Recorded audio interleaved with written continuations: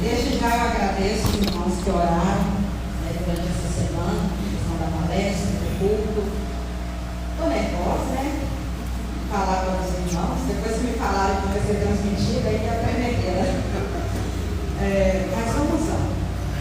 A escolha desse tema era pertinente porque como acolher essas famílias usando os recursos que nós temos disponíveis. Sempre que se fala em inclusão de pessoas com deficiência, o primeiro pensamento normalmente que vem por parte das pessoas que lidam com a questão da gestão é o gasto. Nossa, vamos ter que quebrar, vamos ter que fazer rampa, vamos ter que tirar pilar, vamos ter que fazer um monte de coisa. Em algum momento, não vou falar que não, gastos são necessários, adaptações. Mas a gente não pode se esconder às vezes atrás disso para dizer, não vou incluir porque não tenho condições. Não vou fazer porque não tenho aporte financeiro para isso. A gente pode sim fazer de outras formas e muitas vezes o que a pessoa precisa não é só a adaptação, o acolhimento é muito importante, a empatia é muito importante.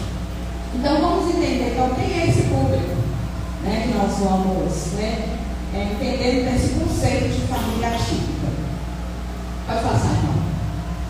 Então, quando a gente fala em atípico, essa palavra, se for pesquisar lá no dicionário, atípico é uma coisa que é raro, é uma coisa que é diferente, destoa do padrão, foge daquele padrão, é uma coisa atípica.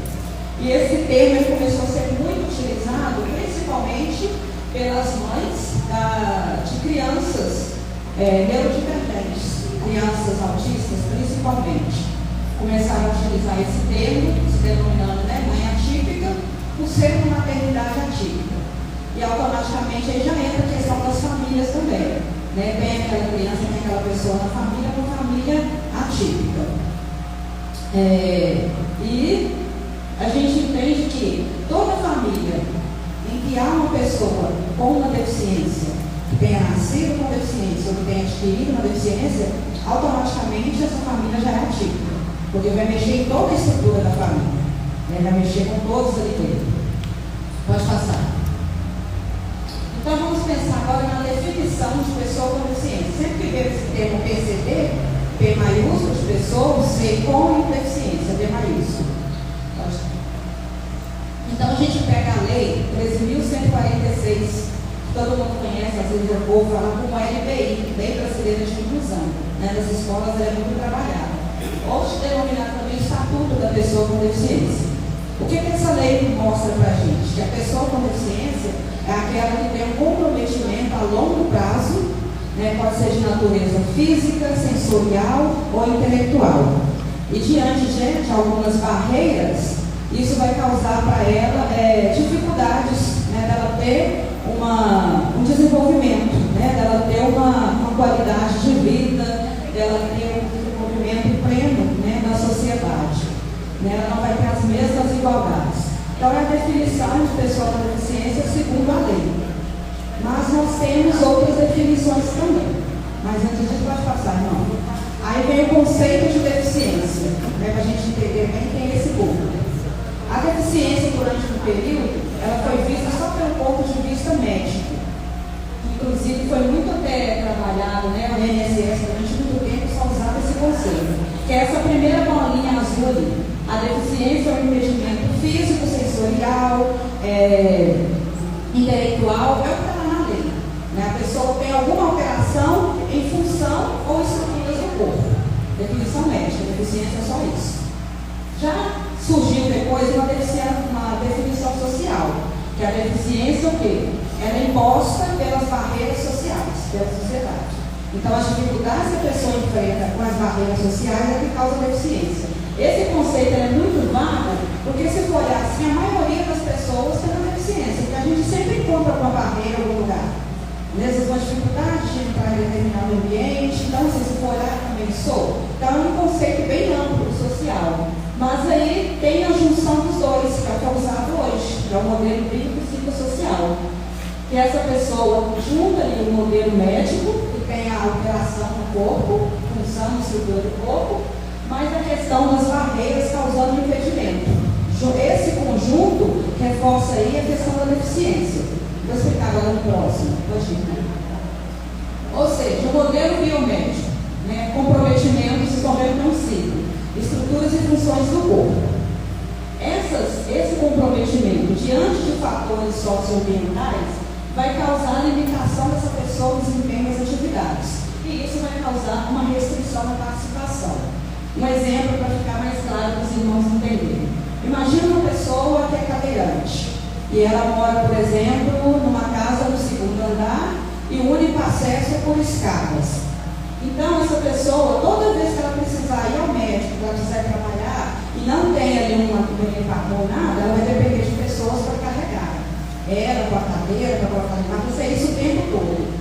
Porque a questão ambiental ali, o ambiente está causando impedimento para ela. Isso vai limitar. Com o tempo ela vai ter mais dificuldades, ela não vai querer mais sair para trabalhar, vai ter dificuldade de pensar várias vezes se vai ao médico ou não, por causa de todo esse fator, toda essa dificuldade. Isso vai fazendo com que ela fique mais restrita em casa, que ela fique mais presa dentro de casa. Então é uma junção, a pessoa já tem uma alteração na função do corpo, o ambiente impõe para ela uma barreira, uma dificuldade, e isso limita o desempenho dela, a participação dela, e vai causar uma restrição, né, para que ela acabe ficando mais restrita, mais presa em casa, e em consequência disso, depressão, né, ansiedade e outras questões. Até aqui está tranquilo, irmãos? Não, pode passar o próximo. Eu trouxe aqui algumas legislações, muita coisa que eu não vou aprofundar não, porque essa palestra ela faz parte de uma capacitação, está pronta, mas ela é bem extensa. Eu coloquei aqui umas leis que são mais importantes. A primeira aí, né, que é a Lei dos Direitos Individuais e Sociais das Pessoas com Deficiência, que é uma lei já de 99, trouxe a Lei de Cotas, que muitos ouvem falar, a Lei de Cotas para as pessoas com deficiência nas empresas, a Lei da Acessibilidade, a Lei que fala sobre a discriminação, a Lei da Libras, né, que a língua de sinais foi reconhecida como meio oficial de comunicação dos surdos. Não é a segunda língua oficial, não. Brasil não, é um meio oficial de comunicação, porque há outras línguas de sinais no Brasil, mas a língua é o meio oficial. Porque até então, antes desse reconhecimento, por exemplo, eu sempre costumo dar, se o surdo ele precisasse fazer um testamento para deixar os bens, às vezes, para uma pessoa, com a língua de sinais não sendo aceita, eles não aceitavam. Os surdos passaram por isso. Agora é um meio oficial de se comunicar. Próximo. Continuando, né? Tem essa lei foi reconhecida, regulamentada depois, está no decreto, que eu não coloquei ali, 5.626 de 2005.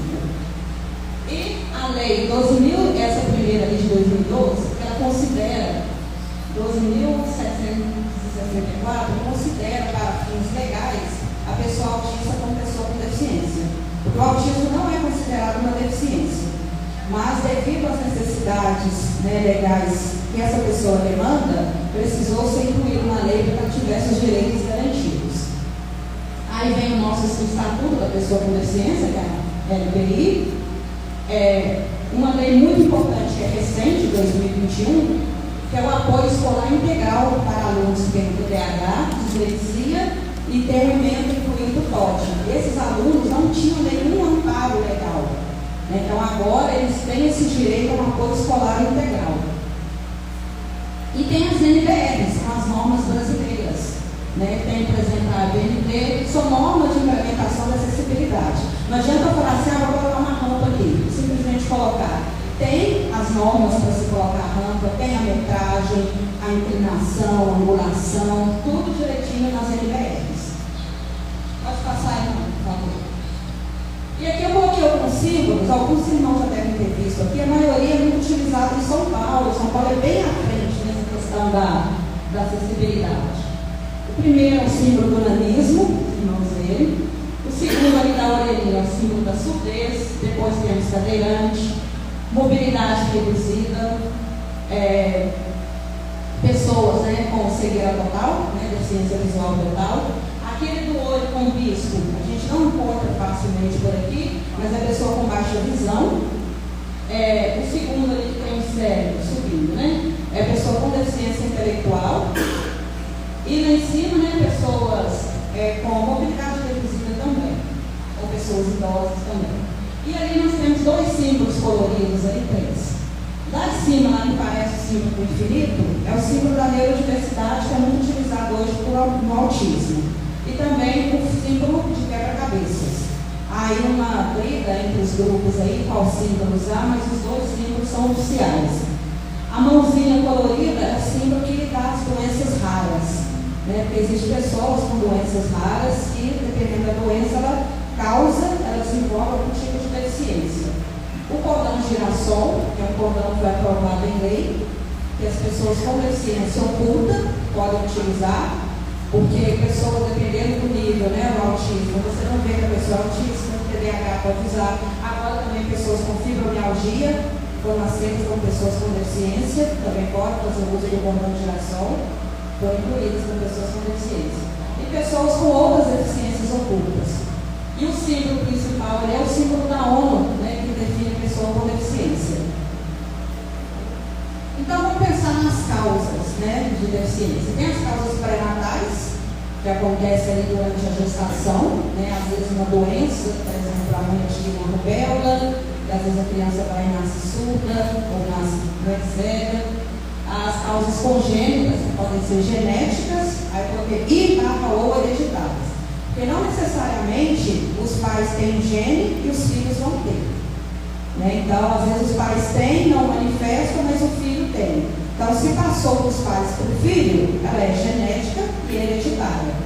Agora, se os pais não têm, mas o filho tem, é uma base genética, às vezes aconteceu alguma mutação, que é muito comum no autista. O pai não é, a mãe não é, mas o filho é. Alguma coisa aconteceu ali nesse período, às vezes alguma mutação genética, outros, né, tem inúmeros fatores, mas a causa, a base, né, do autismo principal é a genética. E tem muitas outras deficiências também que são, né, de causa genética.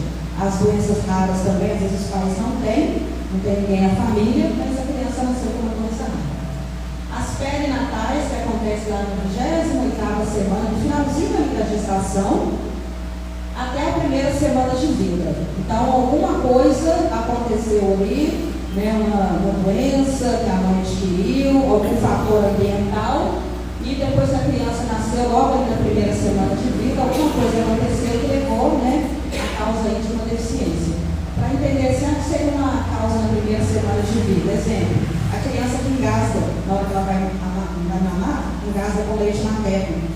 Muitas vezes demora muito para se socorrer essa criança e ela acaba perdendo muito tempo de oxigenação no cérebro e ela acaba ficando com uma paralisia cerebral. É uma causa que pode acontecer. E até, né, posteriormente também, são as pós-natais, PC, paralisia cerebral.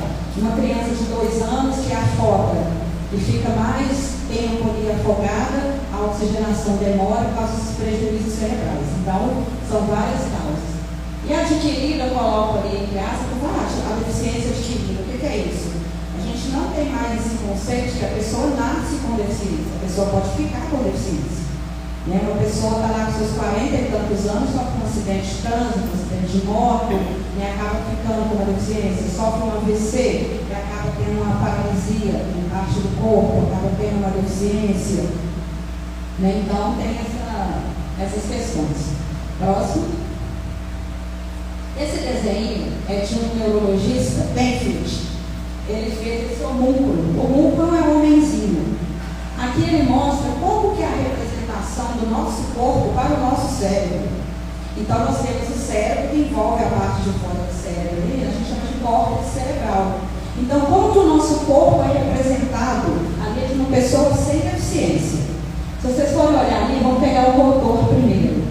O que nós mais utilizamos, o que nós mais movimentamos, é que tem maior representação do cérebro, tem mais áreas para aquele órgão. No caso, as mãos.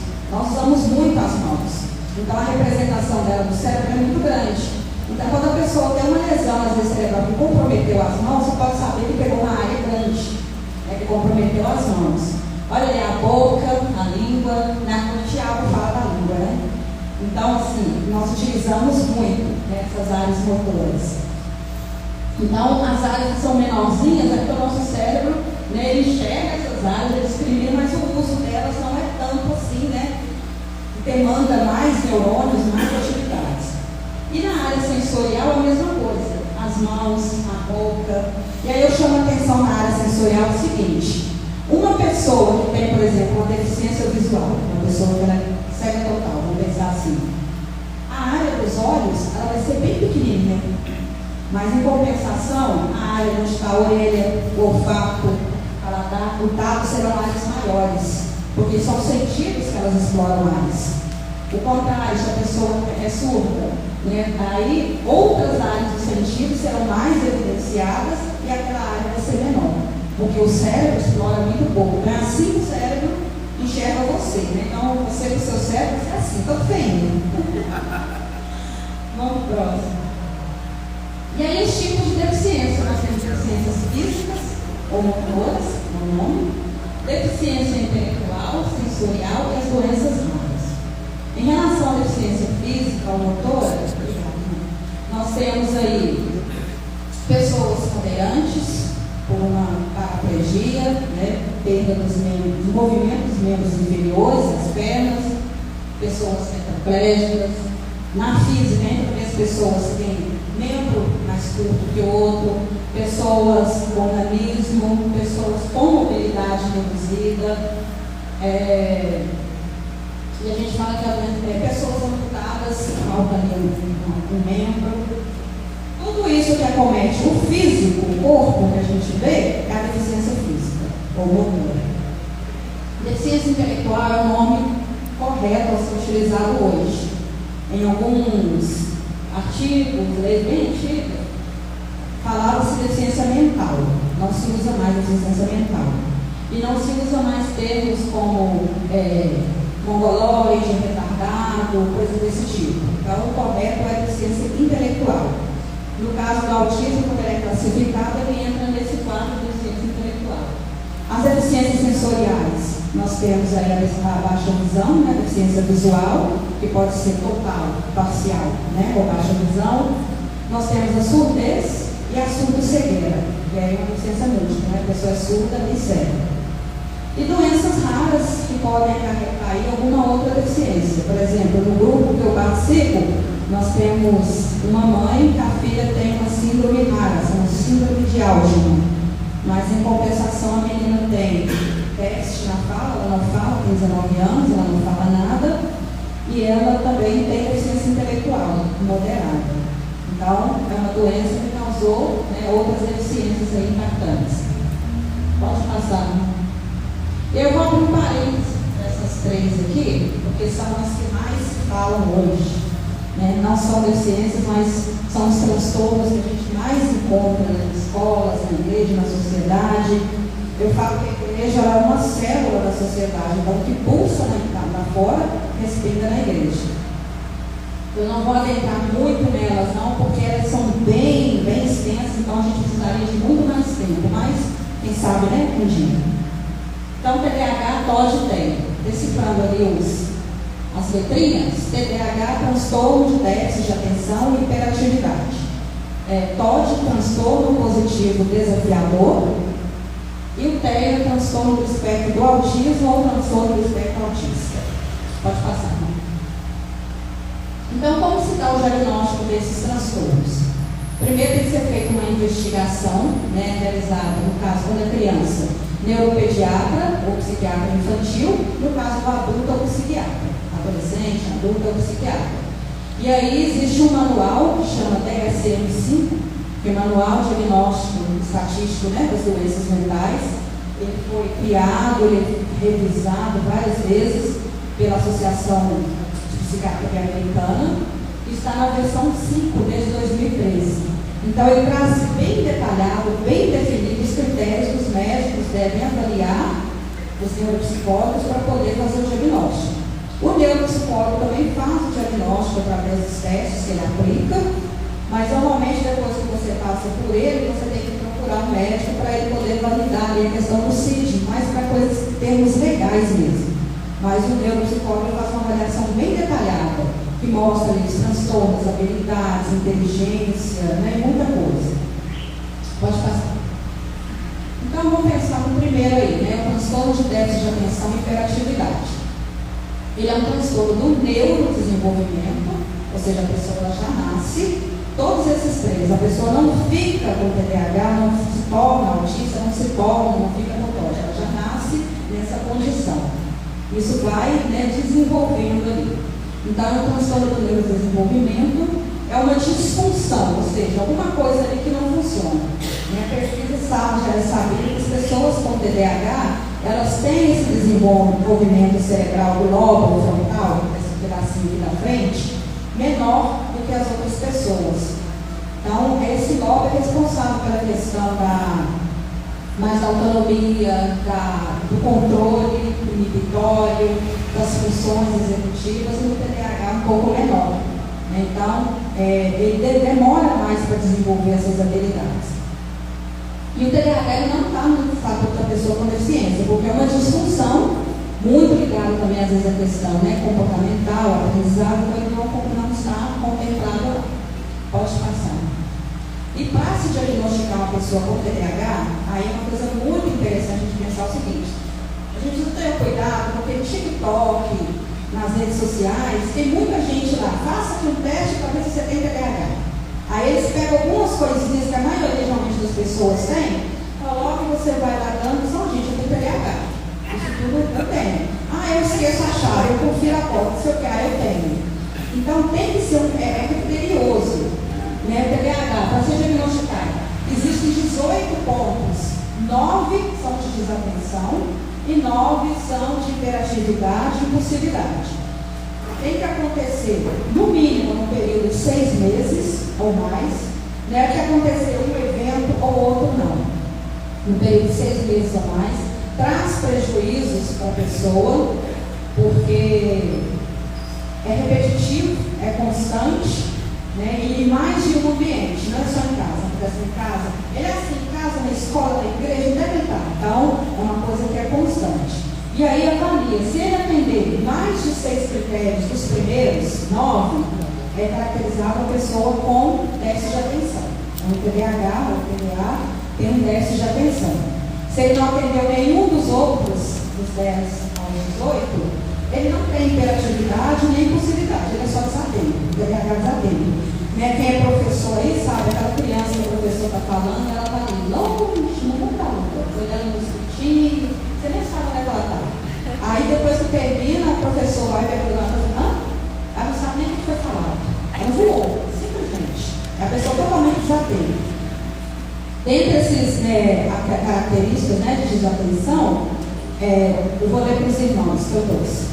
Não consegue prestar atenção em detalhes, comete muitos erros, o descuido nas tarefas, tem dificuldade em manter essa atenção nas tarefas, atividades de lazer. Parece que ela não está ouvindo, está distraída, está falando com ela e parece que ela não está ouvindo, não segue as instruções até o fim, não consegue terminar nada do que ela termina, do que ela começa, ela não conclui nada. Então, às vezes, faz várias coisas e ela não consegue terminar o que ela começa. Tem dificuldade para se organizar, ela tem que executar algumas tarefas, ela não consegue se planejar, se organizar, tem dificuldade para isso. Não se envolve ou não gosta de se envolver em atividades que exigem muito esforço mental prolongado. Então, por exemplo, se você vai dar uma atividade grande, o ideal é você dividir em pequenas partes. Não dá aquele tanto de coisa que ela vai ler, começar a ler, e quando chegar embaixo ela vai esquecer.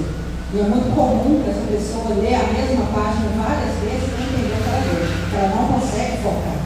Ela está aqui vendo uma coisa, não pode ter distratores na mesa. Se é só o caderno, é só o caderno e o lápis. Se tiver coisa colorida, não sei o quê, ela se distrai e se perde totalmente. Perde coisas que são necessárias para a atividade, coisas importantes. Sai de casa para importante, deixa a chave importante, vai. Perde coisas importantes. Distrai muito com os estímulos externos e é sempre esquecido nas atividades diárias. A pessoa tem as atividades para fazer durante o dia, chega no final do dia e não quer esquecer. Esqueci. É até comum já encontrar e falar assim: nossa, eu já esqueci de almoçar. Não almoçou.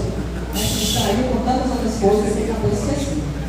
Esse é o TDAH desatento. Aí atendeu 6 desses critérios nesse período todo, já tem a desatenção. Pode passar, irmão. Então, só reforçando, precisa estar presente mais vezes por mais de 6 meses.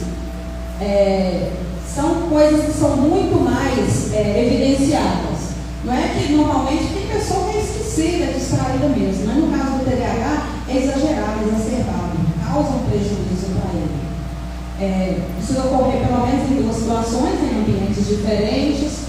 Nas crianças é muito comum o diagnóstico antes dos 12 anos, mas quando não é, acontece muitas vezes, já vê o diagnóstico já na fase, né, de adolescência, jovem até adulto. Hoje sendo investigado, descobrimos, né, que tem TDAH.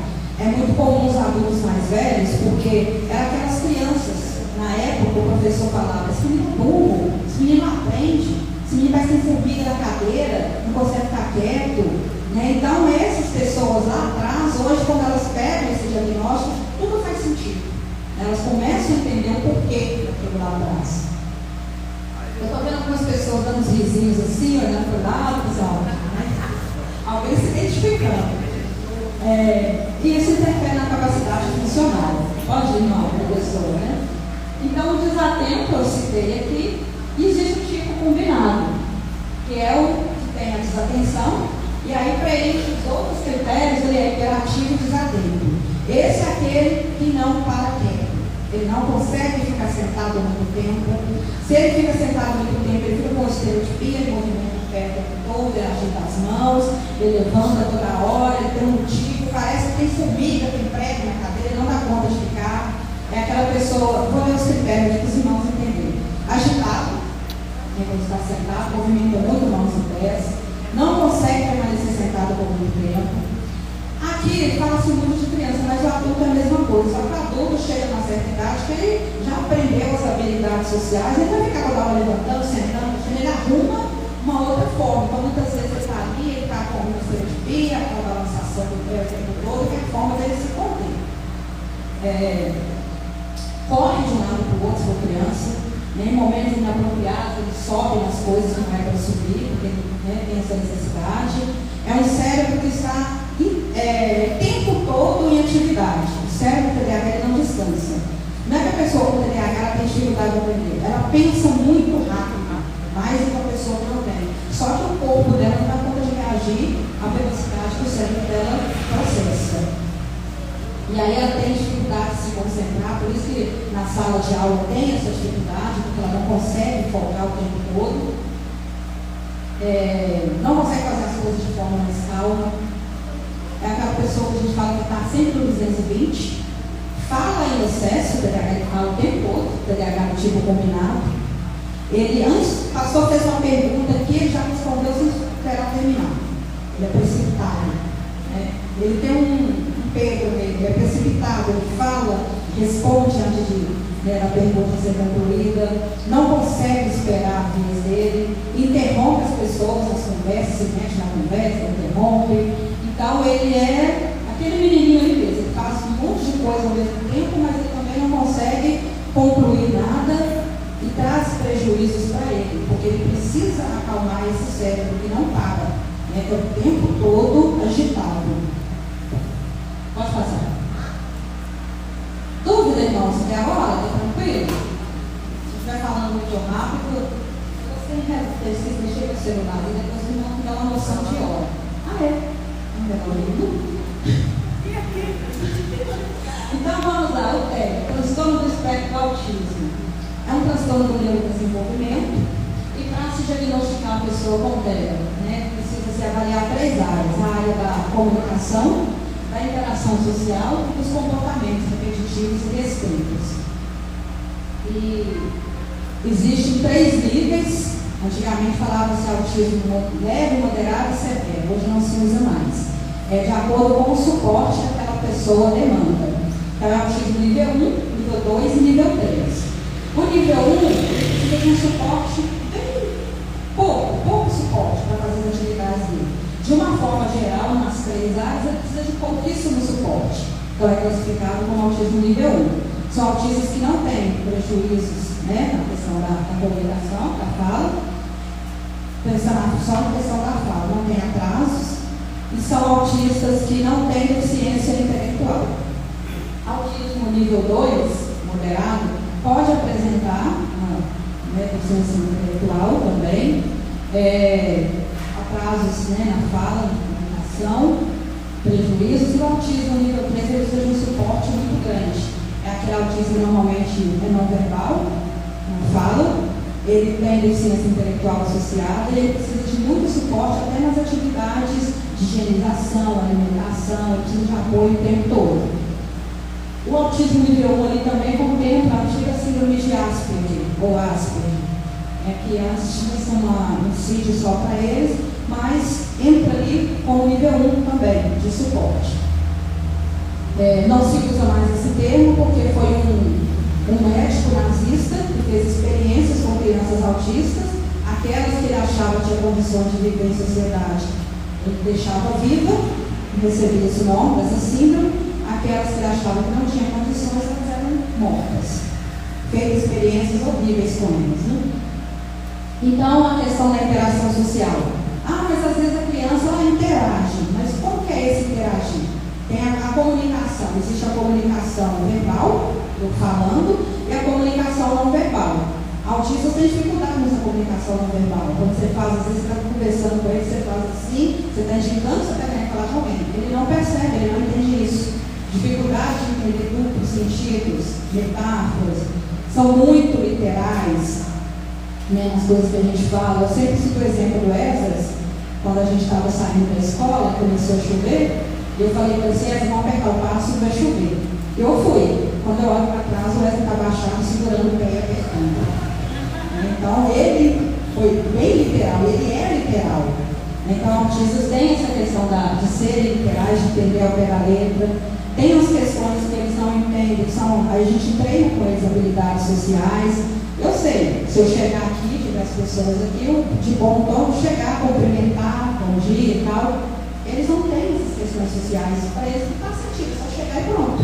Então muitas vezes, nossa, menino, essa educação, nossa, essa educação não é, porque para ele isso ainda não faz um certo sentido. Então tem que treinar habilidades. Os movimentos repetitivos, que é comum às vezes alguns autistas terem, quando eles estão muito alegres, eles pulam, às vezes balançam as mãos, mostrando que eles estão muito alegres. Eles têm estereotipia, alguns têm estereotipia motora, que é o balançar do corpo, outros têm estereotipia vocal, que é o emitir som, que eles costumam fazer, essa emissão de som. O comportamento restrito, eles são muito restritos em hiperfoco, gostam muito daquele assunto, dominam demais aquele assunto. Quando é adulto, só sabe conversar sobre aquele assunto. Se você não falar de outra coisa, tem dificuldade de acompanhar e de entrar em outro assunto, porque o hiperfoco é aquilo. Se não for aquilo, ele tem essas dificuldades. Tem a questão da rigidez, cognitiva, que é a mente, parece que ela é empedrada, vamos pensar assim. Se é aquilo e pronto. Então, se eu tenho um banheiro, tem que o chuveiro e a torneira fica embaixo do chuveiro.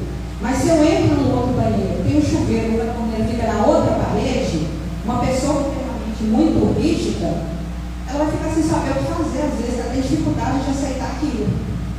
Se tem regras, autista gosta muito da questão da regra. A regra, a previsibilidade é importante para eles. Se quebra a regra, muitas vezes entra em crise, porque a regra era essa e não foi seguida. Então dá muitas vezes a previsibilidade. Isso eu vou falar depois. Então tem muita coisa a questão do. Pode passar, irmão, do autismo, mas eu não vou entrar muito, porque senão a gente vai passar do tempo. Essa aqui é um levantamento que é feito a cada 2 anos sobre a incidência de autismo, feito nos Estados Unidos, por esse órgão. E eu vou só chamar a atenção aqui, olha só, em 2004, 1 em cada 166 indivíduos era autista. Quando chegou em 2021, 1 em cada 44. O último estudo que é do ano passado, 2022, é 1 em cada 36. Então, por que aumentou? Está aumentando.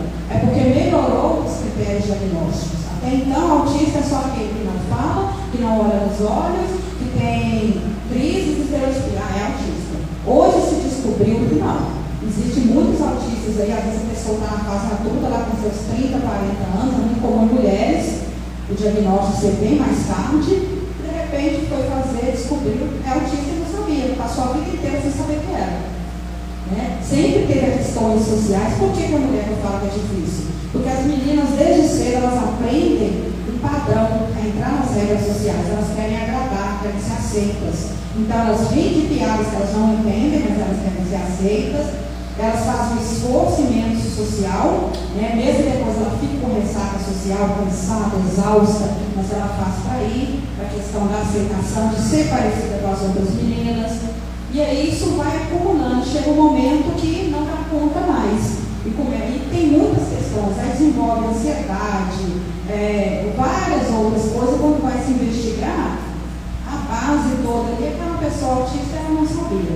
Então, o diagnóstico das meninas, eles são mais tardios. Eu só chamo a atenção porque de 2 anos, de 2020 para 2021, viu que foi só um ano de intervalo e diminuiu para 10, 54 para 44. Por quê? 2020 teve a pandemia. Os pais que saíram cedo, deixavam os filhos na escolinha ou com o cuidador, passaram a ficar dentro de casa. E aí, os pais começaram a ver o pai. Então, é uma coisa estranha nesse menino. Então, foi um período que os pais passaram a conviver mais com os filhos em casa e começou a perceber mais essas alterações e foram correr atrás. E esse período também chama a atenção pelo seguinte: crianças que nasceram em 2017, por exemplo, quando chegou em 2020, 2, 3 anos de idade, são as crianças que, por conta da pandemia, foram obrigadas a ficar dentro de casa. Então, elas não tiveram essa fase de ir para a rua, de ir para a pracinha, de correr, de brincar. Então, é muito comum ouvir falar dos filhos da pandemia, as crianças da pandemia. São crianças que têm atraso, às vezes, na fala, atraso no toque, atraso na comunicação, porque elas ficaram restritas em casa. Então, até isso, quando essa questão da idade, o médico tem que avaliar. É uma questão do autismo ou é porque essas crianças não tiveram estímulo que elas precisavam ter, porque elas foram obrigadas a ficar dentro de casa? Imagina um apartamento, às vezes, apertadinho, pequenininha, criança ali 1 ano, enfiada dentro de casa, sem poder ter contato e interação com outras crianças. Tem atrasos, tem muitos prejuízos. Pode passar, então. E aí, alguns mitos e verdades, né? Vou ler para os irmãos. Autismo não é uma doença, não é contagioso, vacinas não causam autismo, excesso de telas não causam autismo, não é causado pelas mães geladeiras. As mães sofreram muito no passado porque falavam que os filhos tinham autismo porque elas eram frias, não sabiam, né, dar amor, dar afeto. Né? Na verdade, é um transtorno do neurodesenvolvimento. A criança já nasce, né, com autismo, não a cura, tá? Mas as intervenções, as terapias façam que a pessoa evolua, que ela melhore, que ela tenha qualidade de vida. Autistas não gostam de toque físico, são muito frios. Eles têm hipersensibilidade ou hipo. Aqueles que têm muita sensibilidade, normalmente eles não gostam de ser tocados. Né? O toque incomoda, né? Dependendo da pressão. Uns já gostam da pressão mais forte. O barulho incomoda, a iluminação incomoda. Mas porque eles têm uma hipersensibilidade. Os que têm hipossensibilidade, eles já precisam de mais estímulo. Eles ouvem o som, tá? Uma altura, eles gostam muito de abraçar, de tocar, eles buscam por estímulo o tempo todo. Eles são afetuosos, a dificuldade é de demonstrar esse sentimento, de se expressar. Próximo. E ainda aí nos livros, né? Questão do contato visual. Isso não pode ser mais o único critério para falar que é autista, porque não olha nos olhos. O diagnóstico do Wesley demorou 5 anos, porque todos os médicos falavam assim: ele fala muito bem e ele olha nos olhos. Né? Então, assim, eles tinham sempre um padrão que é isso e não conseguiam desviar o olhar, né, para outras questões. Nem todos os autistas são gênios, é 5% só que tem essa superdotação que são gênios. Nem todos são, a maioria tem inteligência normal, né, tem normal. E tem muitos, normalmente, que têm nível de suporte 3, que têm a deficiência intelectual. Não existe epidemia de autismo, como eu falei, né? Que existe a melhora aí do diagnóstico, da capacitação dos médicos. Vou falar isso ali por último. Sempre o autismo traz alguma comorbidade, às vezes a pessoa é autista, tem seletividade alimentar, é autista, também tem TDAH, é autista, tem TOD junto, né? Tem alguma comorbidade junto. Melhorou hoje a questão dos procedimentos médicos. E eu falo sempre com os pais, tomar cuidado com isso, cada criança tem seu tempo. Essa frase é muito perigosa. Porque às vezes o pediatra não entende ainda do autismo, a família fala assim, mas o meu filho, né, o pai dele falou com 3 anos, tá normal. Porque muitas vezes os pais procuram um médico quando a criança tem atraso na fala, que é um indicativo do autismo, mas às vezes ela não tem. Às vezes ela não teve atraso na fala, mas ela tem outras questões que não são vistas. Então sempre preste atenção. Aquele caderno da criança que a gente recebe no posto, caderno da vacinação, lá tem todos os marcos de desenvolvimento. Você pode seguir por ali. Ou então, você tem sobrinhos, você pode acompanhar, mas esse menino tem 6 meses e ele não rola, ele não levanta, não firma o pescoço. Mas ele tem seu tempo. Não tem não. Você está com 6 meses e ele não tem a habilidade que já deveria ter com 4, 5 meses, ele está atrasado. Não fica esperando que ele tenha seu tempo, porque isso aí pode prejudicar, né, a intervenção dele. Próximo. Nossa, o tempo está. Esse relógio é perigoso mesmo. E o TOD, que é o transtorno do neurodesenvolvimento, está no grupo aí dos transtornos de conduta. Pode ir, não.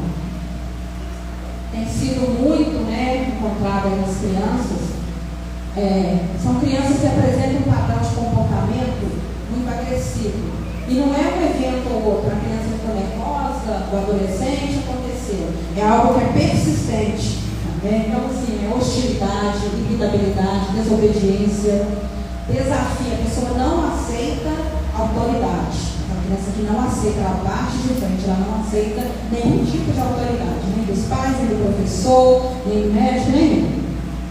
Ela é verbalmente agressiva, muitas vezes ela fala até muito palavrão, e está em situações mais graves, ela parte para a agressão física. Apresenta surtos de raiva, assim, do nada daquele surto, e também nunca assume a responsabilidade pelos erros. Você sabe que foi ela que fez, mas ela não assume, né? Joga para outra. Pode ir. Então é persistente esse padrão, é frequente, é um comportamento grave. Diferente da questão da infância, né? Quando tem aquele momento, uma ou outra criança deu aquela explosão, é diferente do que ele acontece inúmeras vezes. São crianças vingativas, né? Eu estava vendo criança, gente, 3, 5, 6 anos, brigam, depois elas esquecem, estão brincando de novo. Mas a criança, conforme ela é vingativa, ela guarda e ela planeja e ela se livra. O comportamento tem que durar pelo menos 6 meses. Acontecer em mais de um ambiente. Então, no DSM tem todos os critérios, né, que são realizados para fazer. Mais um. Interferência, né? O comportamento ele tem impacto no funcionamento normal da criança, tem prejuízo nas relações. São as crianças que as outras não querem brincar com elas porque ela é agressiva, porque ela bate, ela fica afastada, isolada. E ela desafia tanto os familiares como qualquer outro tipo de autoridade. Pode ir. E aí no dia 3, né? Então, assim como Jesus, nós devemos acolher todas as pessoas, né, sem discriminação. Então eu falo que a salvação, né, o fato dela ser deficiente, ter uma deficiência, não garante para ela salvação com merecimento. Tadinha, passou a vida inteira nessa terra, preso numa cadeira de rodas, sofreu tanto, vai direto para o céu. Não vai não. A Bíblia fala que só os loucos não levarão o reino dos céus. Mas aquele que não aceitar Jesus, com deficiência ou sem deficiência, ele não vai ter salvação. Então todas as pessoas precisam, né? Porque a salvação é pela graça, né? Mediante a fé. Próximo. E aí eu vou pedir a irmã para ler para a gente esses versículos, Marcos 16, 15, a nossa missão.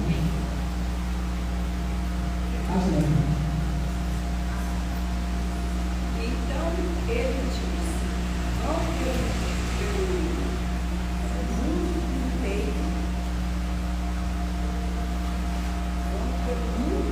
inteiro, anuncio o Evangelho a todas as pessoas.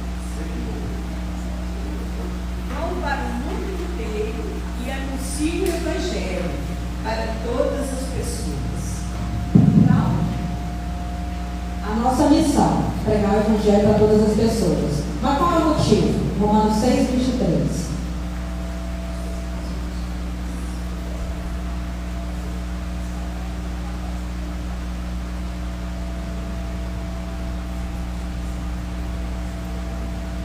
o salário do pecado é a morte, e o presente presente gratuito de Deus é a vida eterna, que temos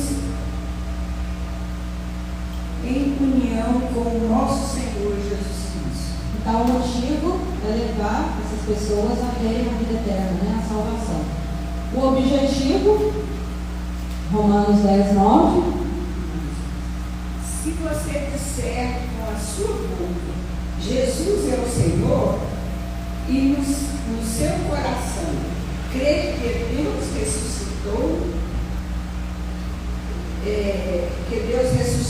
Jesus, você será salvo. Isso, obrigado, irmão. O objetivo é que as pessoas confessem Jesus com a boca, né, e creiam na salvação. Pode passar o próximo. E aí, a inclusão, né? Eu gosto desse tripé, porque se você tirar uma perna, ela não funciona. A inclusão precisa de empatia, acessibilidade e equidade. Empatia, você se colocar no lugar do outro, entender a necessidade, a demanda do outro. Mas aí você vai promover a acessibilidade. Mas como você vai promover a acessibilidade? Lembrando, pode passar o próximo, não? Não é oferecer igualdade. Né? Então aqui, olha, no primeiro, eles estão tentando assistir um jogo de beisebol. Foi colocado 3 caixotes, direitos iguais para todos. O baixinho ali, o liberalismo, ainda continuou sendo excluído. Com a equidade, o que foi feito? O que é maior não precisa de caixote. O do meio apenas um atende. Ou seja, deu mais oportunidades para aquele que precisa mais, que é o liberalismo. Então, isso é equidade. Então, eu vou promover a acessibilidade vendo qual que é a demanda real, qual que é a necessidade. Se eu colocar todo mundo igual, pode passar o próximo. Se eu colocar todo mundo igual, eu também estou excluindo. E só para a gente entender essa questão mais visual da inclusão, que ali nós temos um grupo. Os que estão dentro do círculo é um grupo incluído. Os que estão fora, exclusão. E segregação. Cria-se 2 grupos separados. Um grupinho aqui, as panelinhas, né? E tem um grupo ali segregado. Integração. Traga esse grupo para dentro. Ele está aqui, mas ele não faz parte. Ele apenas pertence. Ele está aqui, mas ele não está integrado, ele não está participando. E a inclusão é quando estão todos ali juntos, todos participando, né, com as mesmas oportunidades, com os mesmos incentivos. Próximo. Eu posso passar só um pouquinho? Uns 10 minutos, pô. Tá. Vou colocar um filmezinho enquanto eu tomo água, só para os irmãos entenderem assim, a questão da inclusão. É um filme muito bonitinho.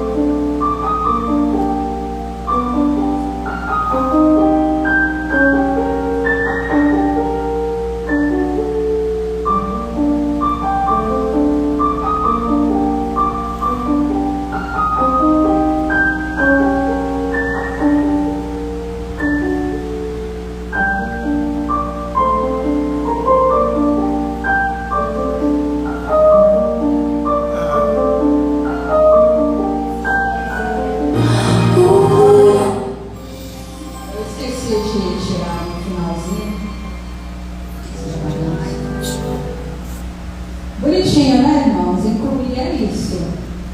Então, o amiguinho conseguiu incluir. Só rapidinho para a gente não perder o tempo, como poder chamar a pessoa com deficiência? Pelo nome. Tá? Então, às vezes, né, a pessoa pergunta assim, como é que eu vou chamar a pessoa que tem autismo?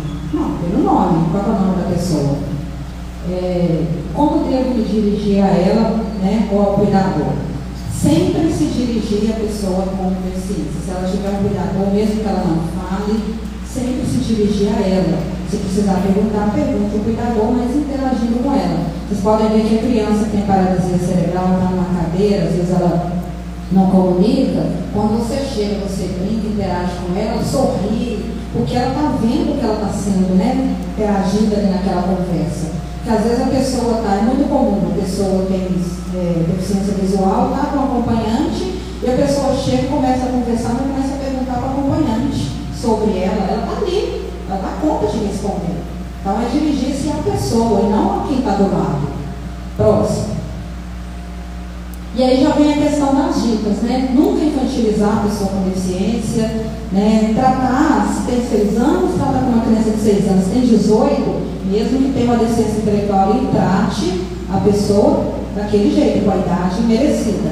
Né? Não ficar infantilizando, né? Nem os adultos. Isso é uma forma capacitista. O que é o capacitismo? É forma de preconceito contra a pessoa com deficiência, em que você valoriza a deficiência dela e menospreza ali as capacidades. Então, existem várias formas do capacitismo, né? Pode passar, irmão, do capacitismo, depois eu falo dessa aqui, do capacitismo se manifestar. Às vezes não se contrata uma pessoa que tem deficiência, acha que a pessoa não dá conta de fazer. Às vezes tem uma pessoa com deficiência na igreja, vão fazer uma peça teatral, vamos colocar, não dá conta. Não, vamos ver o que ela dá conta de fazer. Ela não dá conta de falar, mas ela dá conta de chegar à frente, sei lá, entregar alguma coisa. Vamos colocar para entregar alguma coisa para ela se sentir participante.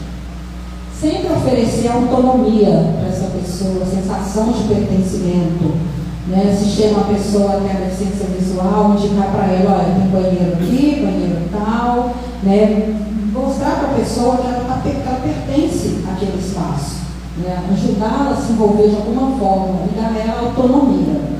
Né? Nunca sair pegando a pessoa e puxando. Perguntar, você precisa disso, precisa de auxílio? Qualquer coisa você me fala. As adaptações no ambiente, né? Promover as adaptações necessárias. E aí eu chamo a atenção para os idosos e pessoas com deficiência, mobilidade reduzida. Idosos, a gente tem muita preocupação com pessoas com mobilidade reduzida, pessoas que têm doença de Parkinson, elas andam querendo andar assim, bem juntinho, elas não levantam muito os pés. Idosos também, né, com uma certa idade, têm essa dificuldade. Então, tomar cuidado com tapetes que possam engastalhar o pé, fios que às vezes ficam soltos, que ele possa engastalhar ali, tropeçar e cair. Né? Normalmente o idoso, quando ele cai, né, normalmente se fratura muito o fêmur. E aí acaba, às vezes, desenvolvendo até uma deficiência, ele se não conseguir, né, tratar, cicatrizar.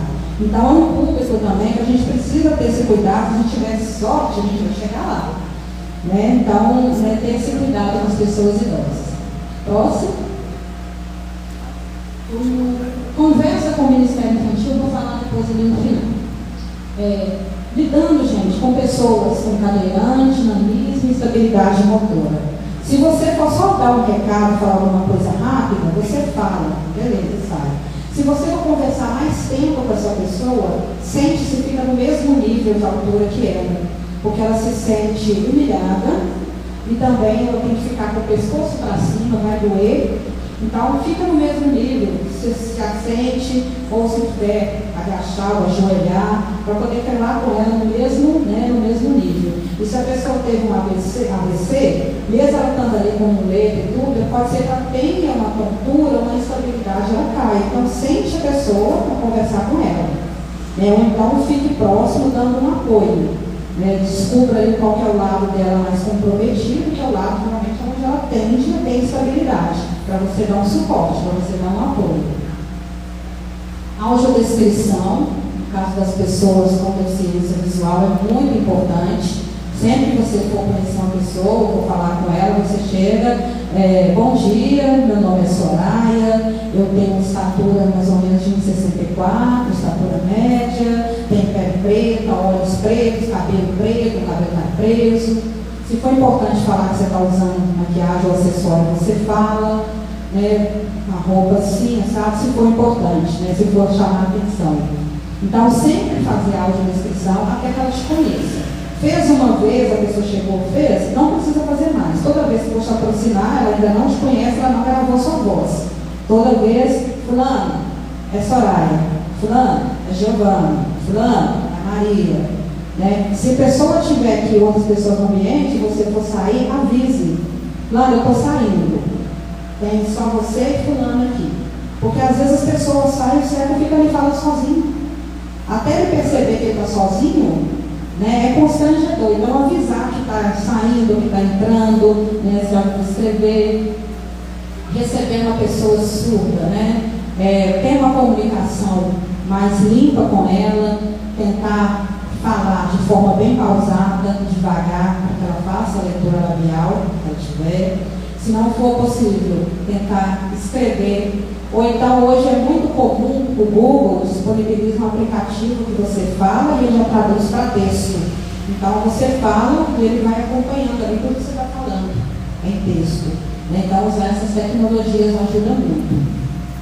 E aí, lidando com as crises, né, das pessoas, aí a gente pensa muito, né, criança, escola bíblica, criança com TDAH, TOD, TEA, e aí entra conversa com o Ministério Infantil. Às vezes a criança veio a primeira vez, está lá, aí, né, participou. Ela começando a vir, aí é interessante, né, vamos chamar os pais, vamos conversar, vamos tomar um café junto, para conhecer a criança.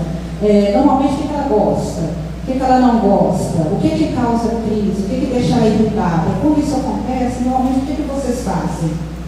Porque normalmente, né, se a gente for o tempo todo correr e chamar os pais, né, tirar eles do corpo, no momento da pregação, para às vezes ir lá e resolver uma coisa que é muito, né, tranquila de resolver, isso causa às vezes um esforço que eles falam assim, não vou não, porque toda vez o menino dá uma crise, tem que ir lá socorrer.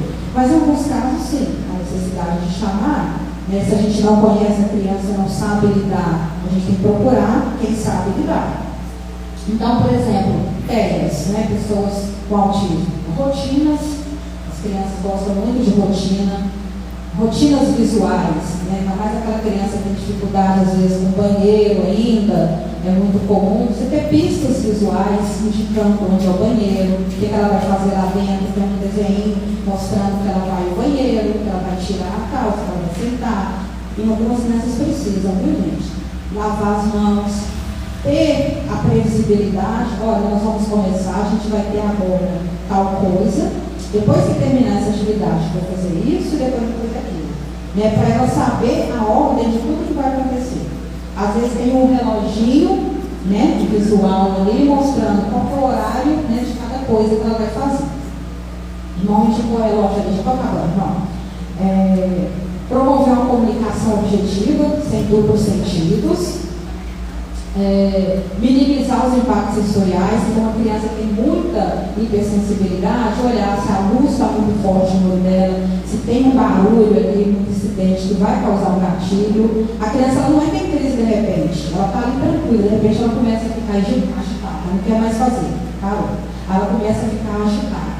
Aí de repente é o momento de você perceber a agitação e já tirar ela dali e já dar uma outra função para ela, né? Para não correr o risco dela entrar em crise. Porque entra em crise, aí a gente tem outros procedimentos, né, para poder fazer a criança se acalmar. Se ela se debate, se ela se morde, se ela se machuca, proteger para que ela não se machuque, tirar daquele ambiente, tirar as pessoas de perto e ajudar ela a se acalmar. Depois que ela se acalmar, né, ensinar para ela uma forma, né, dela comunicar. Aponta para mim o que você quer. Porque às vezes a crise pode ser porque ela não sabe lidar com a luz ou com o som, ou muitas vezes é porque ela quer uma determinada coisa, mas ela não sabe se expressar.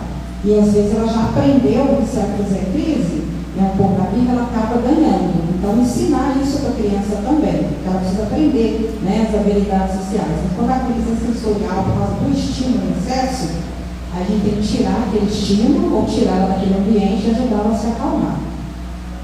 E sempre usar os interesses dela, do hiperfoco, a seu favor. Se o hiperfoco dela é como personagens, vamos usar isso, trazer isso para cá, né, para a gente trabalhar junto.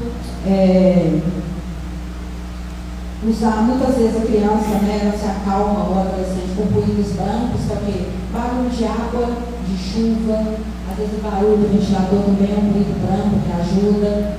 as pessoas com TOD, com TDAH, usar muito o reforço positivo, sempre elogiando, porque as crianças com TDAH se sentem burras, porque elas sempre vão mal na escola por causa das adaptações que elas não recebem. Então, elas se sentem burras, então, sempre que elas não dão conta. Então, assim, fez elogio, parabéns, não valorizar aquilo que ela não fez, mas mostrar para ela, olha, esse comportamento não foi bom. E ser firme, sem ser agressivo. Esse comportamento não foi bom, se você quiser isso, você tem que agir assim. Dessa forma, você não vai conseguir. Ou então ela está em crise, a criança está chorando. Olha, depois que você se acalmar, aí a gente conversa e a gente resolve. Então, sempre dá o reforço positivo para as crianças com TDAH e com TOD, sempre ter uma postura firme. Crianças que distraem muito, desatentam, colocar ele mais próximo, ajudá-los a participar sempre das tarefas, dividir as tarefas em tarefas menores e ter o tempo da pausa, que é o momento que vou parar um pouquinho, vamos descansar 5 minutos, 10 minutos, né? Então, tem que poder se movimentar um pouco. E sempre ter calma, irmãos. Nunca desesperar, manter a calma, né, para poder conseguir atender. Eu peço aos irmãos desculpa que eu passei do horário, tentei até correr aqui no final, mas é porque é tanta coisa, né, para a gente colocar, né, quem sabe um dia a gente não consegue, né, mas eu espero que os irmãos tenham tirado, né, algum proveito, que eu tenha conseguido passar isso.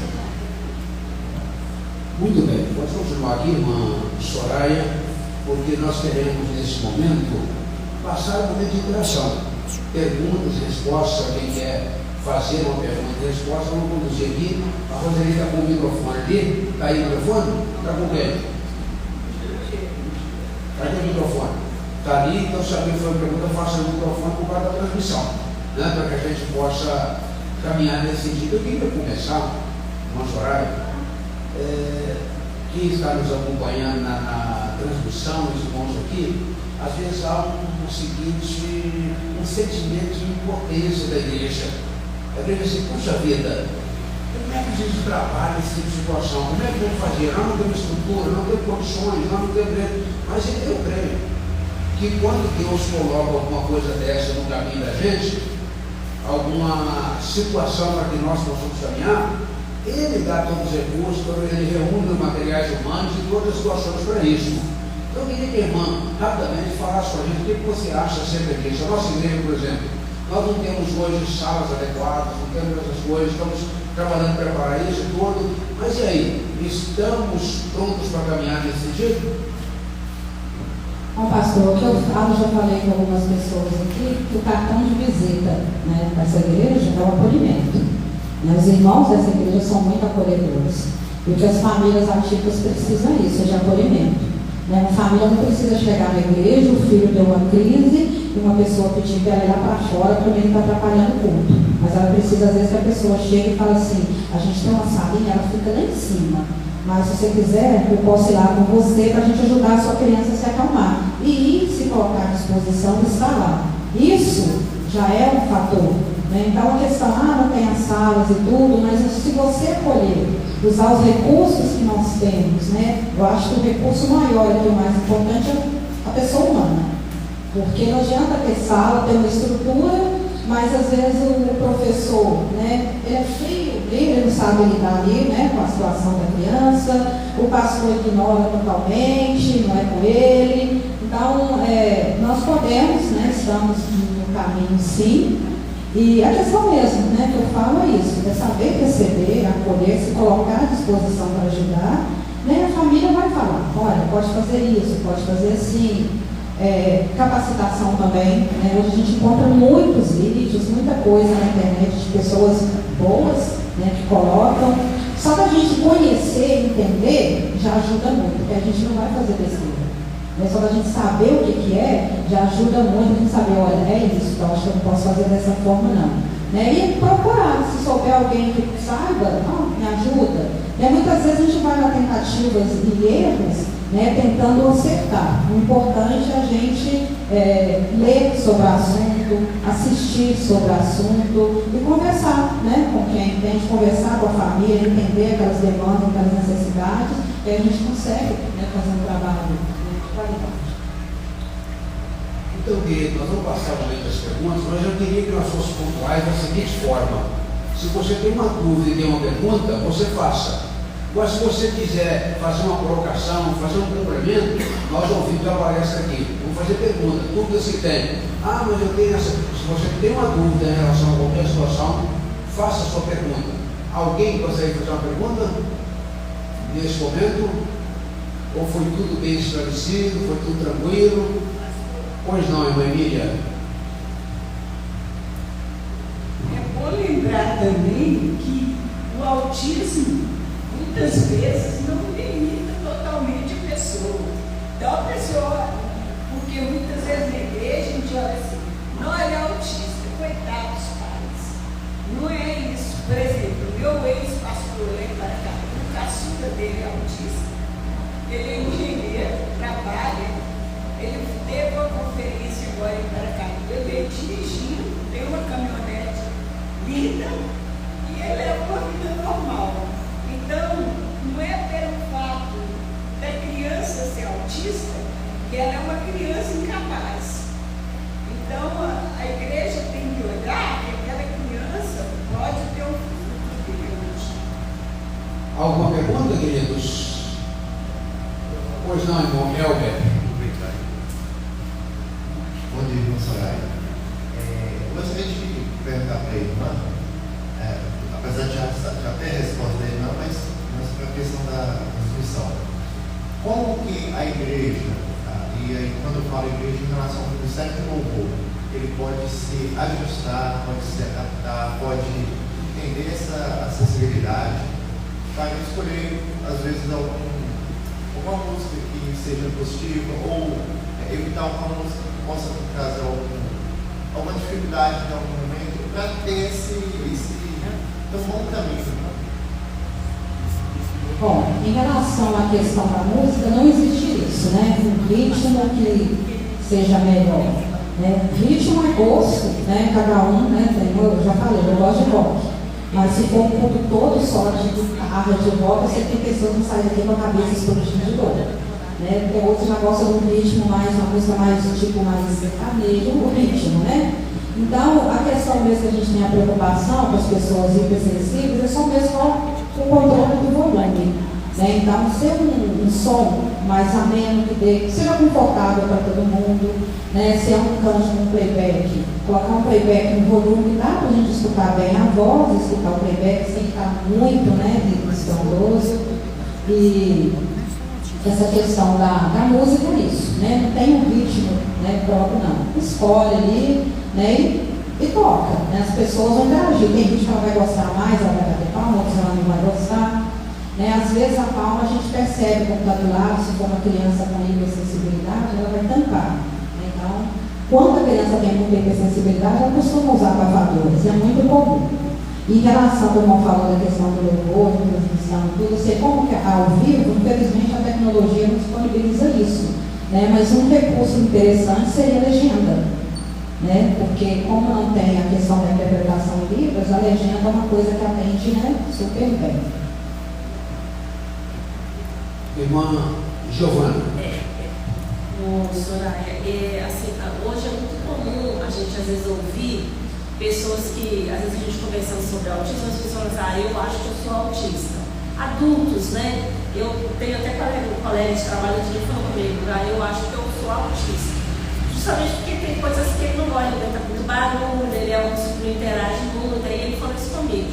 Então você acha que o adulto, quando ele tem essa percepção, ele acha que ele é um autista, ele deve fazer os testes todos para ele descobrir se ele tem esse transtorno? Aí depende muito, porque depois da pandemia as pessoas ficaram mais sensíveis mesmo, a ruídos, a barulhos, várias questões. Hoje existe uma fala, todo mundo fala, todo mundo é um pouco autista. É uma fala preconceituosa porque não existe isso. Ou a pessoa é ou ela não é.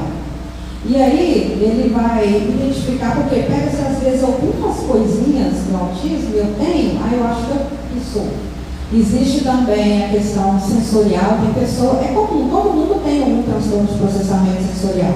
Só que no autista isso é muito mais forte. Isso demanda, mistura todas as áreas ali do cérebro dele e causa uma disfunção muito grande. Mas se a pessoa percebe que ela tem um incômodo sensorial muito grande, em vários ambientes, com várias questões, ela percebe que ela tem outras dificuldades que ela não apresentava na questão do relacionamento social, na questão da comunicação, e ela está desconfiada, ela começou a ler, está desconfiada, o bom é que ela procure um atendimento sim. Aí ela vai procurar, sendo adulto, né, vai procurar um psiquiatra, relatar todas essas situações, e aí ele vai conduzir, mas é bom procurar um psiquiatra que tem especialidade nisso, porque muitos não têm, e às vezes eles descartam, falam que não é nada, que não tem nada, e as pessoas eles têm. Outro recurso também é fazer uma avaliação neuropsicológica.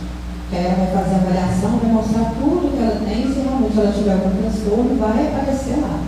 Então é procurar assim. Outra pergunta que eu queria te fazer é que sobre o TDAH. Eu tenho um filho que tem TDAH e ele foi diagnosticado já no 8º ano da escola. Ele era assim, como tudo que você falou, ele era assim, quieto, eu parava quieto, mas assim, era muito criticado na escola, né? Justamente por ele não conseguir ficar quieto, né? E até assim, ele fez faculdade, ele se desenvolveu, né? Mas hoje ele não faz uso de medicação, porque às vezes tem muitos que fazem uso de medicação, ele não faz. E eu creio que acabou que ele mesmo descobriu o que o trabalho dele, por exemplo, é um trabalho que não, a impeditividade dele não atrapalha ele, porque ele é empresário de vendas, ele fica para aqui, para ali, e ele fala muito, às vezes ele fala sozinho mesmo. A gente está conversando, ele monopoliza a conversa, né? E ele não tem muita paciência para ouvir. Você vai conversar com ele, demora assim, explicando demais, ele não tem paciência. Mas ele não faz uso de um medicamento, assim. Você acha que ele mesmo, hoje adulto, ele já conseguiu, né? Eu não sei como eu vou dizer assim, se ajustar, né? Ele deveria tomar uma medicação? Olha, ele aprendeu a desenvolver estratégias para lidar com o TDAH. Então, a medicação, se realmente ele sente que ele tem prejuízos, que isso está afetando a vida dele pessoal, a vida dele profissional, aí tem que procurar uma ajuda e o médico vai passar a medicação.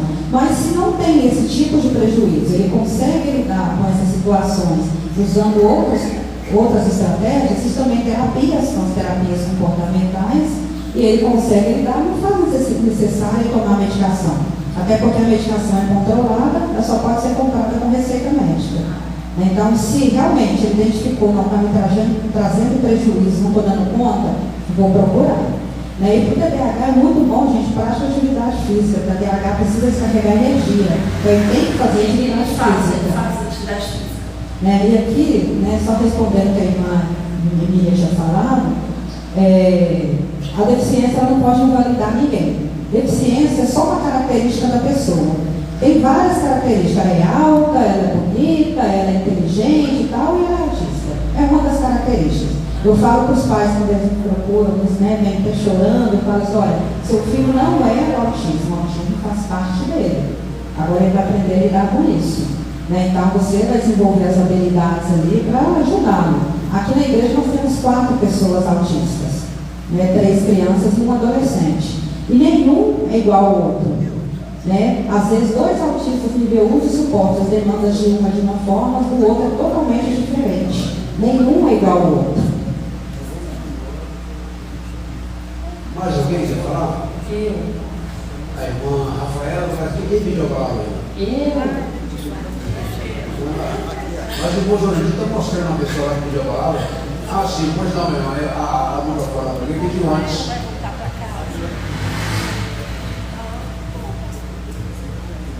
Bom dia, paz. Meu nome é Samuel. Eu tenho uma pergunta seguinte.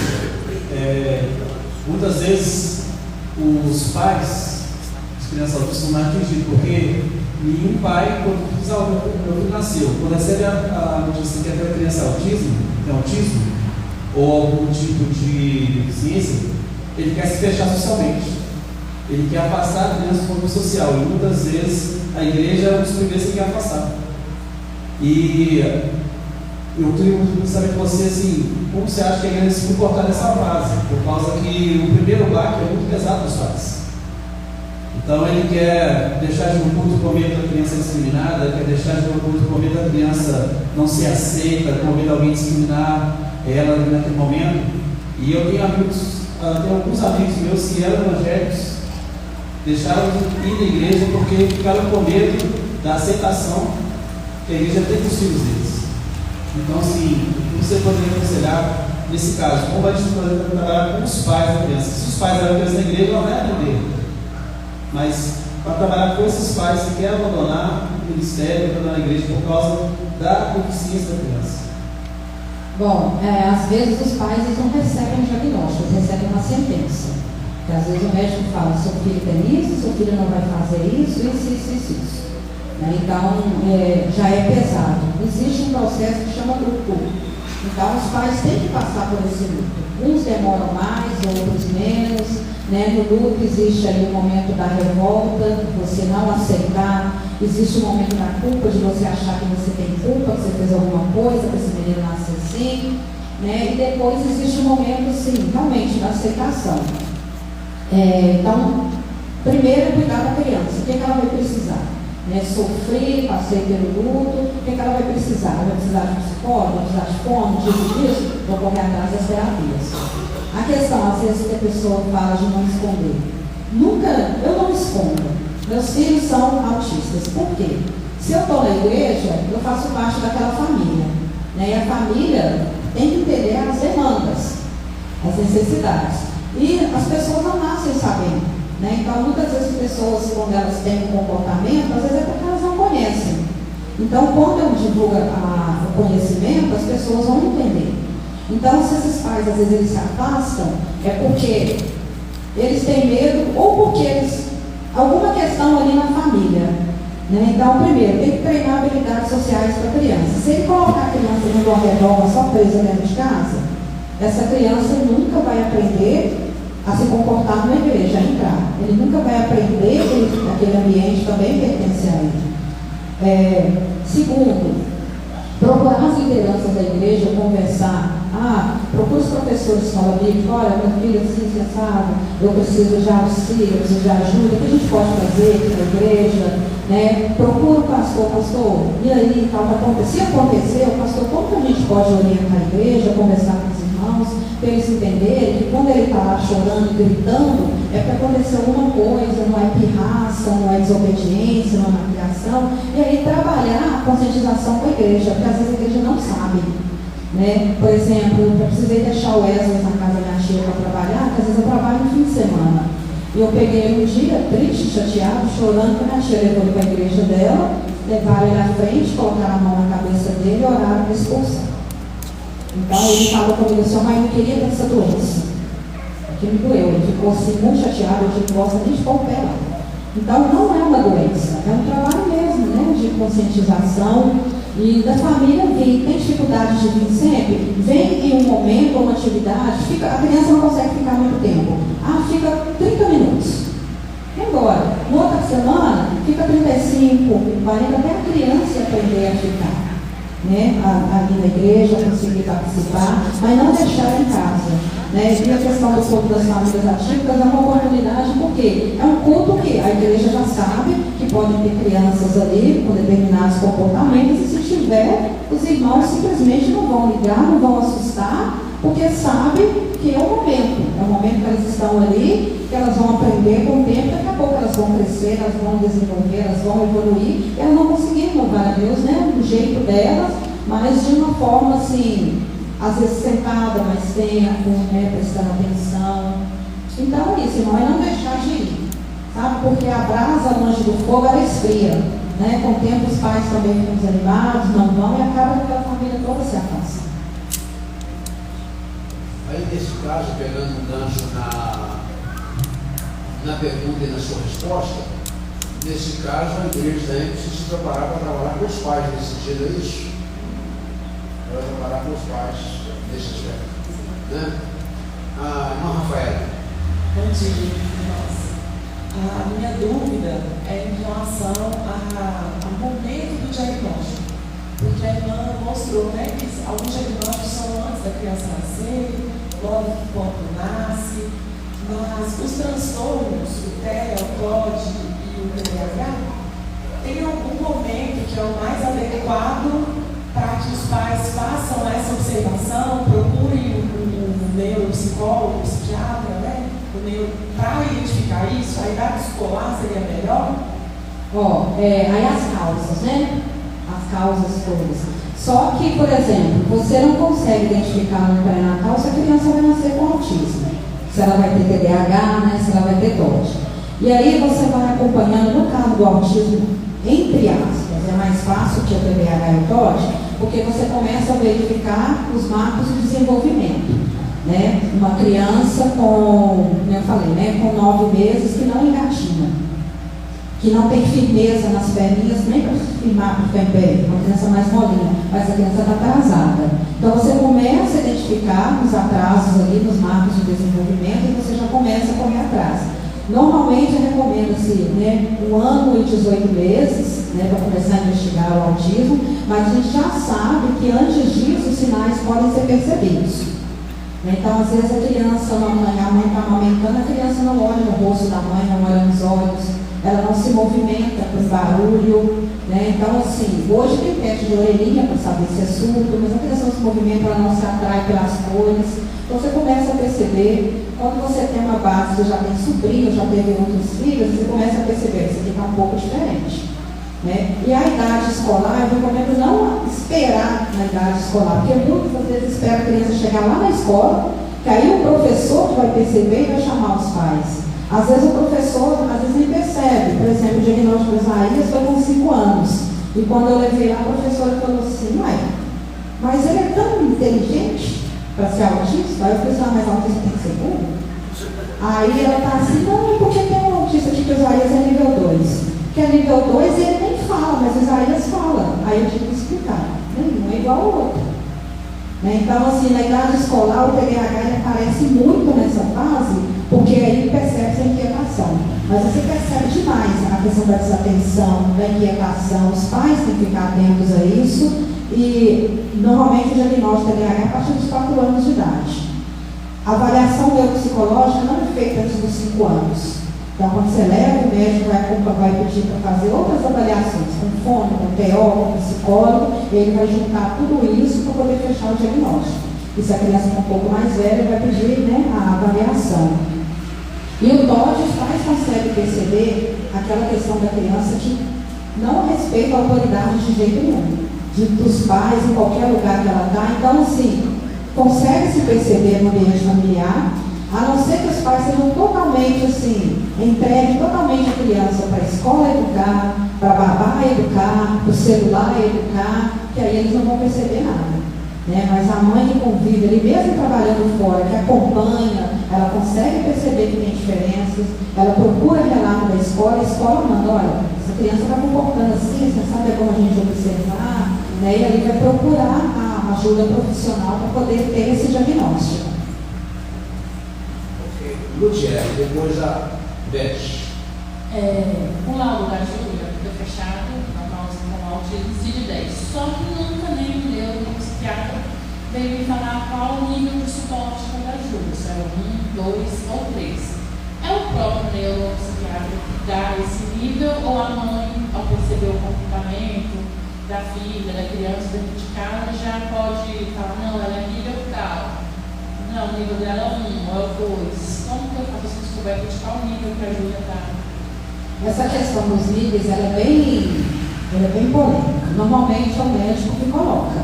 Né? A criança tem um autismo nível 1 de suporte, nível 2 ou nível 3. O nível ele transita. Então, muitas vezes, por exemplo, às vezes, já que você falou, vamos citar a Júlia. Às vezes a Júlia não demanda muito suporte à interação social. É uma criança que interage bem, que tem uma facilidade, ali o suporte é mínimo. Mas às vezes em outras áreas, por exemplo, a área da comunicação, ela precisa de mais suporte. Então a gente fala, o suporte para a interação social, ela é um nível 1. Mas para a questão da comunicação ela precisa de mais, ela é um nível 2. Então ele transita entre esses níveis. A questão dos níveis, quando o médico coloca, é mais para nortear a escola e os terapeutas para saber o que eles vão trabalhar. Porque se fala lá que ele tem um nível 1, já sabe que ele não tem comprometimento cognitivo, não tem deficiência intelectual. Então ele vai ter uma outra forma de trabalhar com o autista nível 1, que é diferente de trabalhar com o autista nível 3. Então normalmente quando ele coloca, dos meninos também no CID-10, Eles te falam ali, coloca, é nível de suporte, né? Nível de suporte. Mas o psicólogo também que acompanha, ele também ajuda a definir esse nível de suporte, conforme as demandas, né, da criança, conforme o desenvolvimento dela. Pode acontecer com uma criança nível 3, com as intervenções certas, que eu já diagnosticado cedo, tropoterapia, ela evolui e chega no nível 1 de suporte. Mas também, se a criança não tiver estímulo nenhum, apoio nenhum, de nível 1, ela pode chegar ao nível 3 de suporte. Está muito mais dependente. Irmã Beth, Elizabeth. Mas olha, eu estou passando por isso aí.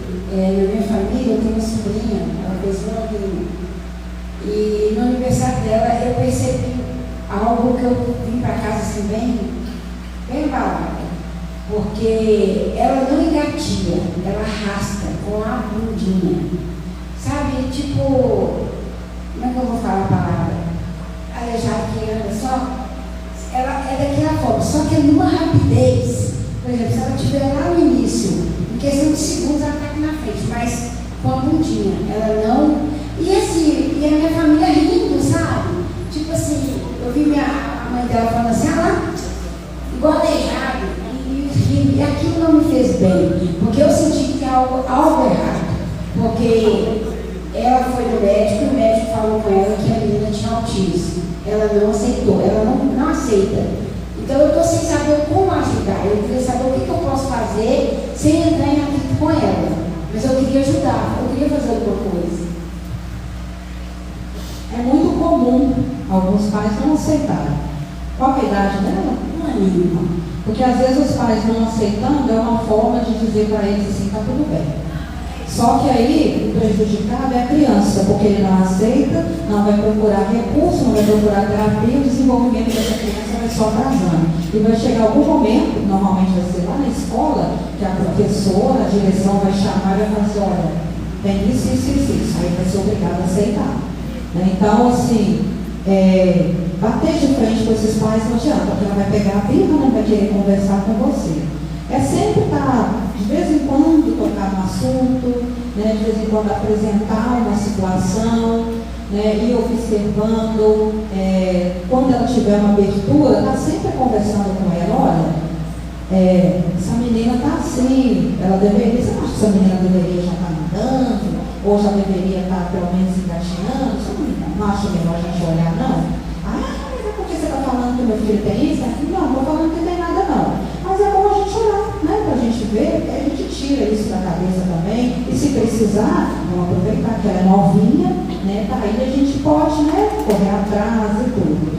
Mas é difícil lidar quando é a família assim, quando a mãe é muito fechada, né, porque fecha, não quer aceitar, então é uma situação assim, mais complicada. Na família, quando não é da família, você já consegue até mais abertura, mas quando é da família, é mais difícil ainda.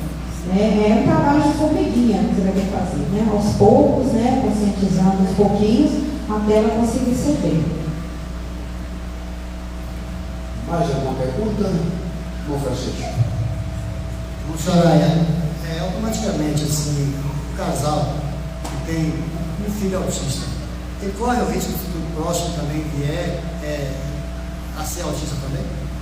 Normalmente, quando o primeiro filho é um menino e ele é autista, as chances são grandes do segundo ser se ele for menino. Se a primeira for menina, tem chances, mas nem tanto. Então, só quando é a questão da surdez, né? A surdez é muito parecida. Genético, né? Hereditário. Então, se o primeiro filho o segundo tem a tendência muito grande, né? De ser autista. Deveria, no SUS, ter um protocolo assim, a mãe tem o primeiro filho autista, nasceu o segundo, já não esperar, já começar ali os incentivos, as intervenções, porque sabe que essa criança tem esse risco. Na caderneta da criança, quarta, quinta versão, existe lá o MChat, que é um instrumento que o médico do SUS, outros médicos usam, para avaliar o risco, né, de autismo na criança. Quando é a menina a primeira, né, a segunda é a menina, as mulheres têm uma chance. E a questão é olhar a questão mesmo genética e hereditária. No caso dos meninos, a gente sabe que é genético e que é hereditário.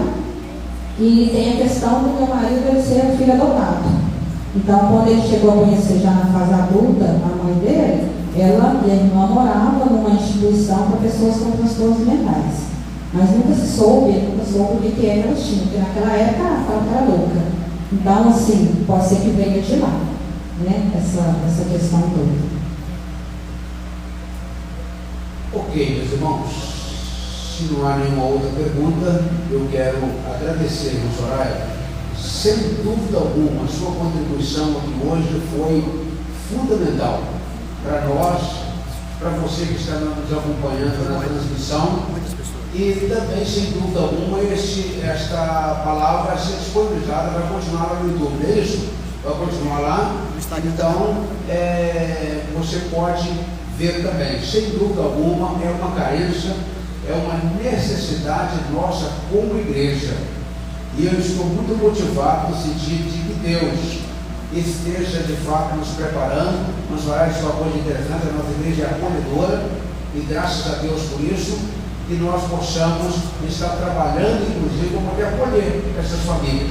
Inclusive, aproveito para poder dizer que logo mais, às 19h30, nós teremos um culto das famílias atípicas, onde estamos convidando famílias atípicas para poder estar conosco aqui.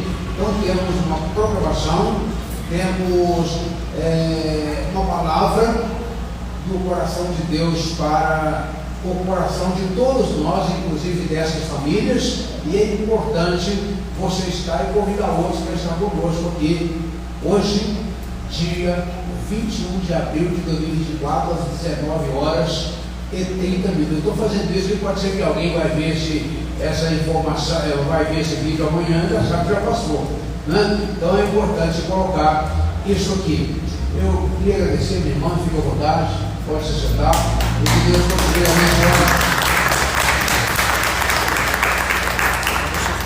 Queridos, eu quero compartilhar aqui a nossa agenda.